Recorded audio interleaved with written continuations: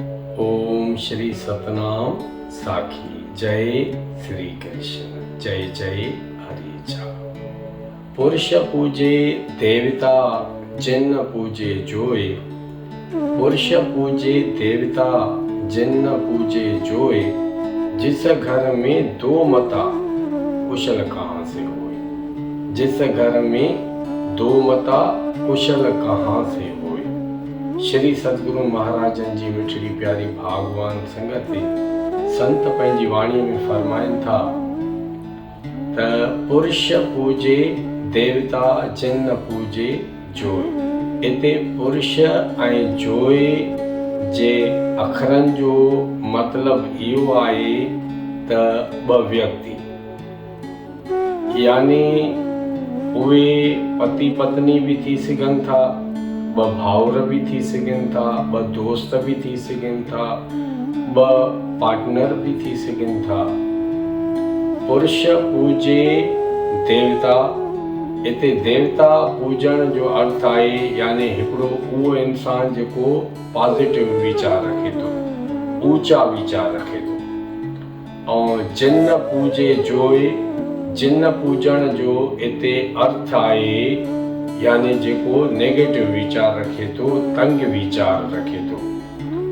मतिलबु जिते ॿ ॼणा गॾु रहनि, हिक जा वीचार पॉजिटिव हुजनि ऐं ॿिए जा वीचार नेगेटिव हुजनि त संत फरमाइनि था त उते ख़ुशी ऐं ख़ुशहाली, उते एकता ऐं बरकत, उते सुमति ऐं शांति, उते प्यार ऐं मोहबत ऐं सकून किथे रहे।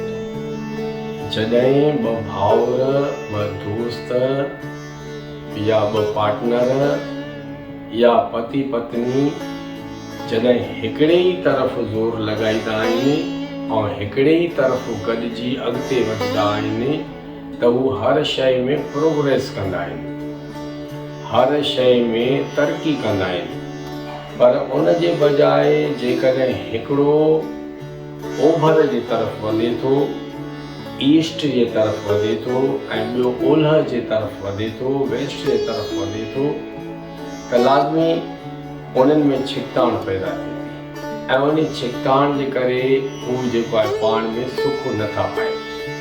ऐं हू त पाण में सुख नथा पाइनि पर उन जे संग में रहंदड़ उन्हनि जी औलाद, उन्हनि जा नौकर चाकर, उन्हनि जा रिश्तेदार भी उन्हनि जे संग में बदज़हन थी वञनि था।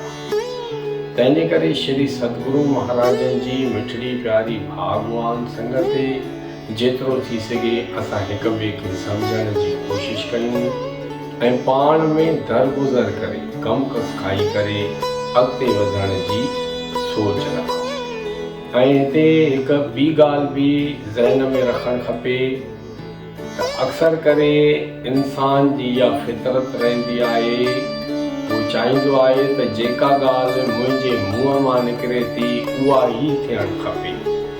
पर असांखे हिते सोच वीचार रखणु खपे त जेका ॻाल्हि असांजे भले में हुजे, जेका ॻाल्हि बराबरि हुजे, जेका ॻाल्हि सही हुजे, जेका ॻाल्हि जाइज़ हुजे उहा ई थियणु खपे।